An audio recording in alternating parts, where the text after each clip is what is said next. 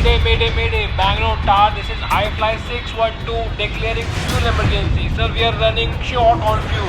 iFly 612, sir, your mayday is acknowledged. You are clear to land. Both runways are open for you.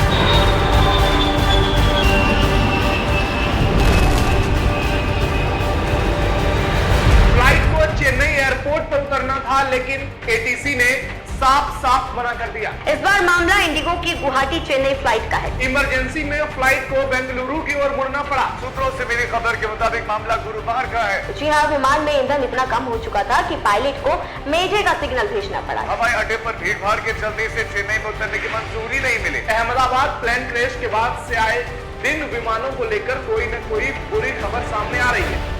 Hi guys, Indigo का एक जहाज़ emergency landing करता है बैंगलोर में and सारे newspaper headings को cover करता है। ऑब्वियसली बिकॉज जो माहौल चला एविएशन में, lot of flights are getting cancelled, technical snag आ रहे हैं बहुत सारी फ्लाइटों में, people are refusing to fly some aircraft, pilots are grounding some aircraft, specially after the Air India incident. Pilots Air India में ऐसा न्यूज़ आई कि बहुत सारे वहाँ पे रिपोर्ट चेक कर रहे हैं, एयरक्राफ्ट की ग्राउंडिंग कर रहे हैं, देन राइटिंग द स्नैक्स की प्रॉपर मेंटेनेंस नहीं हो रही। तो अमंग ऑल दिस छोटी सी न्यूज़ भी ज़्यादा पैनिक क्रिएट कर रही है।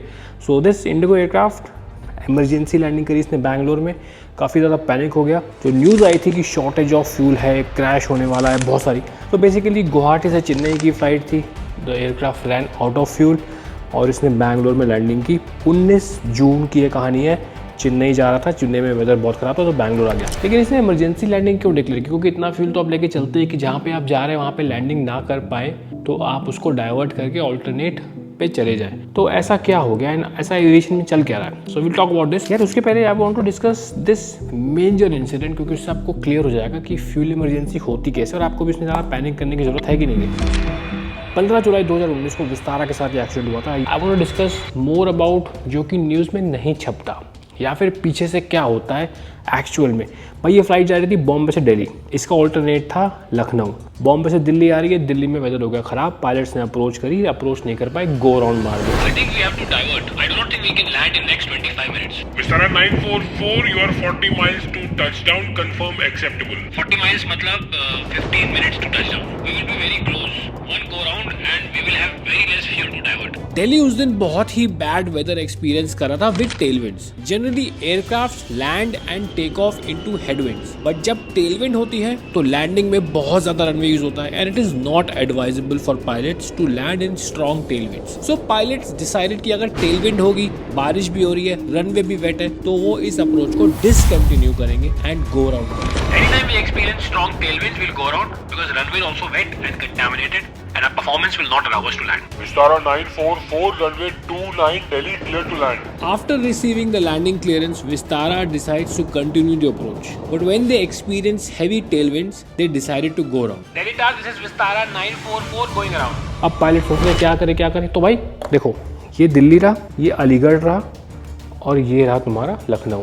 तो when you are flying east, आप लखनऊ जब जाते हो तो अलीगढ़ होके निकलते हो, तो दिल्ली में लैंड नहीं कर पाए। उन्होंने देखा यार ये जो वेदर बैठा है ना, दिल्ली से अलीगढ़ तक का वेदर है, तो हम लखनऊ पहुंच जाते हैं, फटाफट वहाँ लैंडिंग कर देंगे, वहाँ वेदर ठीक है। अब होता क्या है कि यार जब आप ऐसी सिचुएशन में, सिर्फ आपके लिए वेदर तो ख़राब नहीं है, वेदर तो सबके लिए ख़राब है, तो अब सब लोग कहीं ना कहीं जाएंगे। आधे लोग जयपुर भागेंगे, आधे लोग लखनऊ भागेंगे, तो काफ़ी लोग लखनऊ भागे। एंड उस दिन उनके साथ गलती क्या हो गई, वो वेदर जो दिल्ली से अलीगढ़ के बीच में था वो ईस्टर्ली मूव कर रहा था, तो वो भागे लखनऊ की ओर। उनके पहले 3 एयरक्राफ्ट और भाग गए जो उनसे आगे लाइन में लगे थे।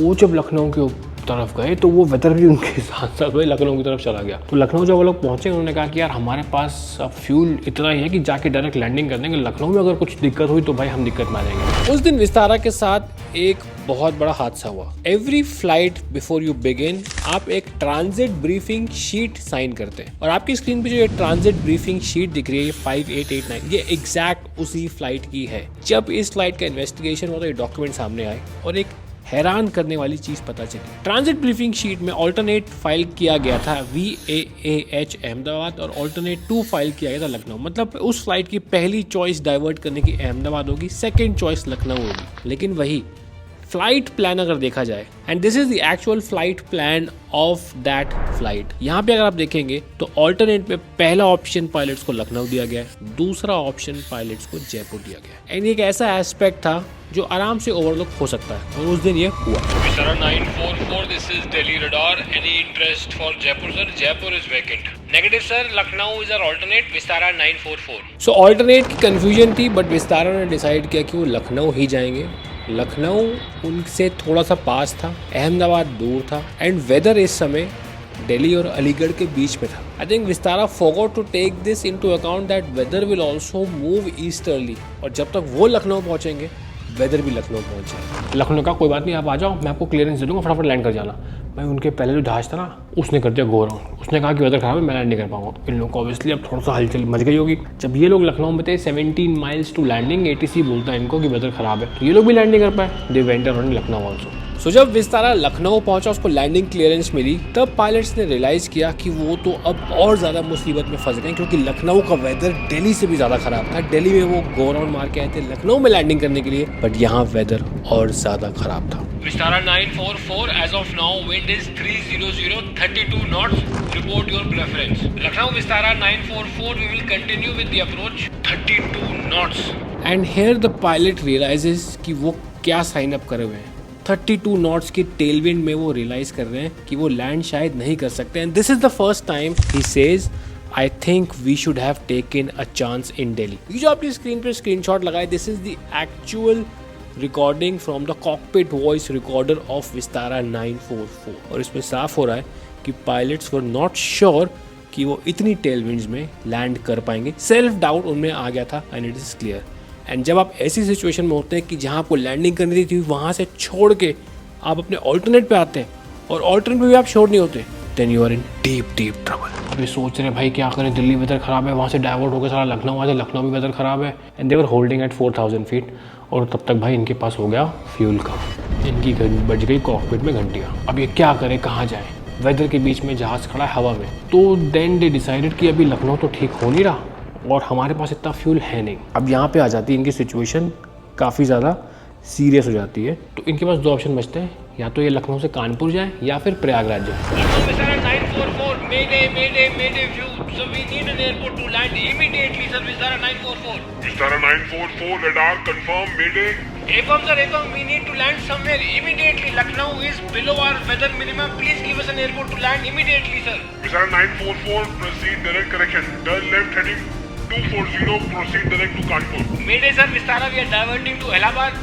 We cannot divert to Kanpur because there is weather right away in the middle. It will take us to the weather. We are diverting to Allahabad, sir. 2019 की बात है, कानपुर में उस समय फ्लाइटें जाती नहीं थी, कोई भी एयरलाइन ऑपरेट नहीं करती थी। एयर इंडिया करती, उसने बंद कर दिया था, और इनका मन था नहीं कानपुर जाने का, कोई कानपुर इनके डेटाबेस में नहीं था। अब हर एयरक्राफ्ट का डेटाबेस होता है, तो उसमें कानपुर था नहीं। They decided to go to Prayagraj, वहाँ वेदर ठीक था। जब आपका दिन खराब होता है तो सब कुछ ही खराब जा रहा होता है। पायलट्स ने आज के दिन एक चीज़ का कैलकुलेशन नहीं किया कि हायर लेवल पे जो विंड्स हैं वो ईस्टर्ली ब्लो कर रही है, मतलब वेस्ट टू ईस्ट। इसीलिए वो दिल्ली से वेदर अलीगढ़ आया था, अलीगढ़ से लखनऊ आया था। और जब पायलट्स ने डिसाइड किया कि वो लखनऊ से इलाहाबाद जा रहे हैं, तो वेदर भी उनके साथ साथ इलाहाबाद की ओर जा रहा था, और पायलट्स को इसका अंदेशा ही नहीं था। जैसे ये लोग प्रयागराज गए, 30 माइल बाहर गए होंगे, लखनऊ से कॉल आया, weather is fine at Lucknow, you can come back to Lucknow now. And मैं सही बताऊँ, ये पूरी एनालिसिस करने के बाद जो रिपोर्ट वो मेंशन भी है, DDC की वेबसाइट पे भी है, मैं लिंक कर दूंगा नीचे। मुझे ऐसा लगा कि वो कॉल जो इनको दिया ना ATC ने कि वापस आ जाओ लखनऊ, वो भगवान ने इनको कॉल दिया था, क्योंकि इन लोगों के पास इतना फ्यूल ही नहीं था कि ये लोग इलाहाबाद जाके लैंड कर जाते। Because the final investigation report said that we are of the strong opinion, this investigation board is of the strong opinion, look at the words they are choosing, and this is a legal report and they choose their words very wisely, कि अगर ये लोग कानपुर या प्रयागराज जाते, the possibility of aircraft running out of fuel बहुत ज़्यादा थी, और इनको कहीं ना कहीं बीच में फोर्स लैंडिंग या क्रैश लैंडिंग करनी पड़ जाती है। तो ऐसी सिचुएशंस भी हो जाती है एविएशन में, जो पीछे कैबिन में बैठे पैसेंजर जिनको बिल्कुल पता नहीं रहता, बट इतनी डायर सिचुएशन हो जाती है। और इसलिए मैं कह रहा हूँ वो जो लखनऊ का कॉल आया था इस विस्तारा की फ्लाइट को ऑन 15 जुलाई 2019, वो बोलते ना कि भगवान खुद तो नहीं आते बट किसी के थ्रू अपना काम करवा देते, उस ATC वाले के थ्रू अपना काम करवा दिया कि you come back weather is fine at Lucknow. They came back, they landed in Lucknow with just 348 kgs of fuel. अब 348 kgs आपको लगेगा कि कार में तुम भरवाते 60-65 लीटर टंकी फुल हो जाती है, भाई एयरक्राफ्ट के लिए वो कुछ नहीं होता। एयरक्राफ्ट के लिए that fuel is just 9 to 10 minutes of flying time. A big disaster in India was avoided on that day.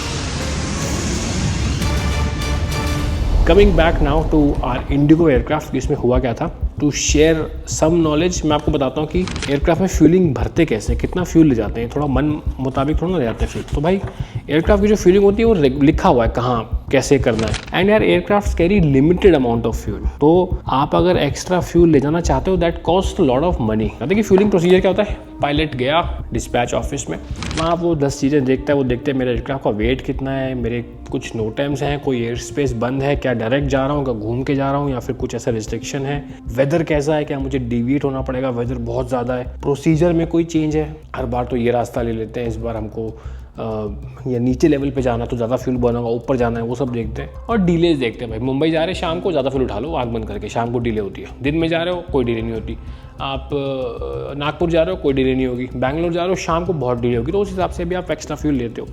Plus अगर मेंटेनेंस कह रहा है कि सर ये काम नहीं कर रहा, ज़्यादा फ्यूल लगेगा, तो ये सब डिसाइड करते हो फैक्टर्स। उस दिन डिस्पैच जाकर फ्यूल चिट साइन कर लेते हो। फ्यूल चिट जब एयरक्राफ्ट गए वो इंजीनियर को दिया, इंजीनियर देखता हो कि सर इतना टन रिक्वायर्ड है, जाके भर देता हो। फिर इंजीनियर जब भर देता तो फिर एक टैगलॉग में भरता है मैंने इतना भरा, इतना भरा, कप्तान ने इतना करा। That's how you complete the fuelling of the aircraft. तो अब आ जाते हैं इंडिगो के केस में। देखिए जब भी आप फ्लाइट पर जाते हैं आपको एक फाइनाइट अमाउंट ऑफ फ्यूल लेना होता है।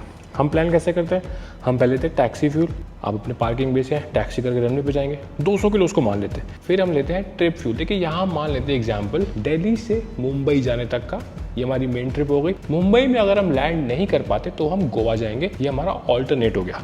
तो trip fuel Delhi to Mumbai, take off सब कुछ, cruise, descend, landing, 5 tons 5000 kilo. उसके बाद मुझे एक कंटिजेंसी फ्यूल लेना होता है which is 5% of my trip fuel, 250 kilo हो गया, वो लगा देता हूँ। उसके बाद मैं आता हूँ ऑल्टरनेट फ्यूल पे 1500 किलो। मतलब मुंबई में भाई कुछ भी हो गया, मैं मुंबई गया मैं लैंड नहीं कर पाया, मैं गोवा जाऊँगा तो मुंबई से गोवा 1500 किलो।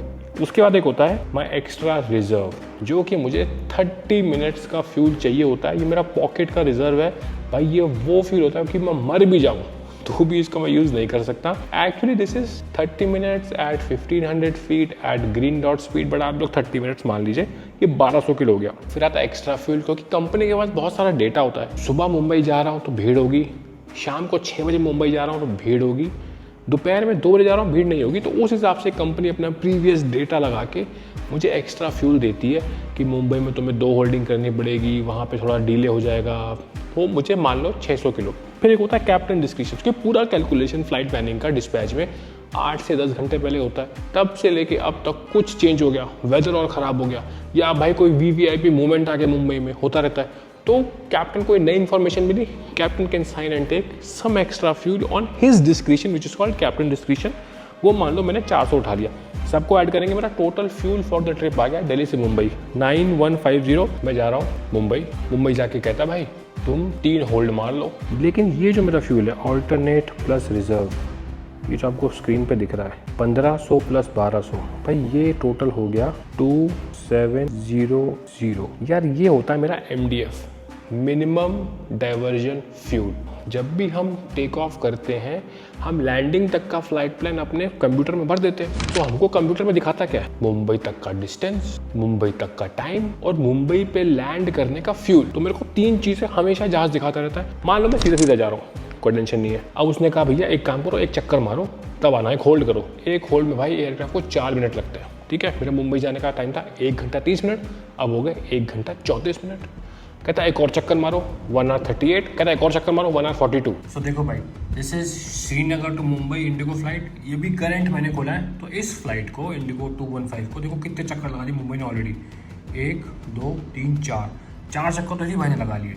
तो ऐसे होल्डिंग मिलती रहती है। So you have to account for this fuel भी बढ़ेगा, टाइम भी बढ़ रहा है। 2.7 मान लो मेरा MDF है, मैं लैंड कर रहा हूँ 3.5 पे।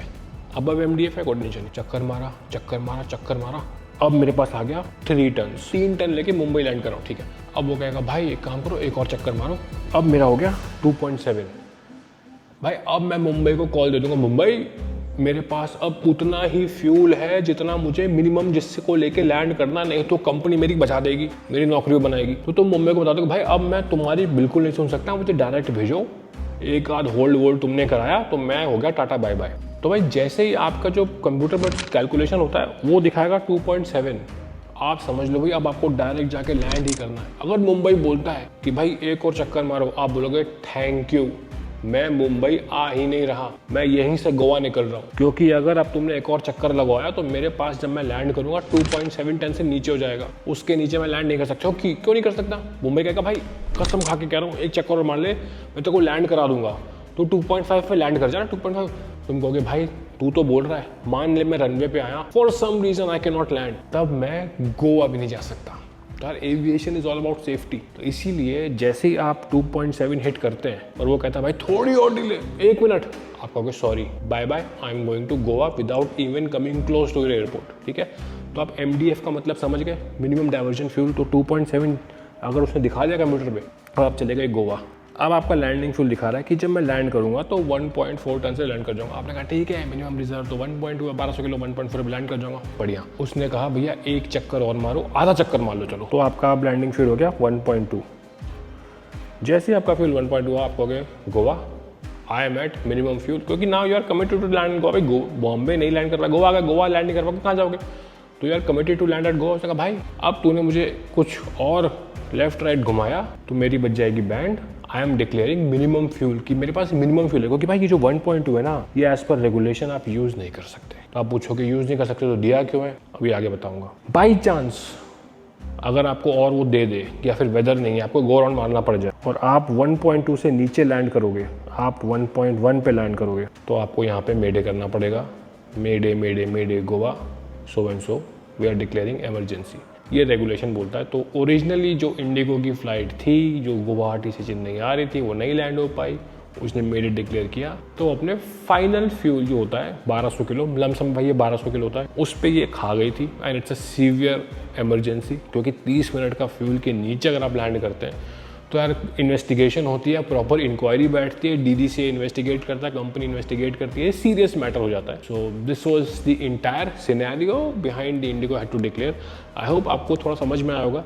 ये फ्यूल पॉलिसी काफ़ी कॉम्प्लेक्स है, इसमें और चीज़ें मैंने इसको बहुत सिंपल वे में बताया, तो जो लोग एविएशन के जानकार होंगे उनको लग रहा होगा कि मैंने ये मिस कर दिया, जानबूझ के मैंने मिस किया। For everyone to understand and this is how it works. So thank you so much for watching this video. अपना ख्याल रखें।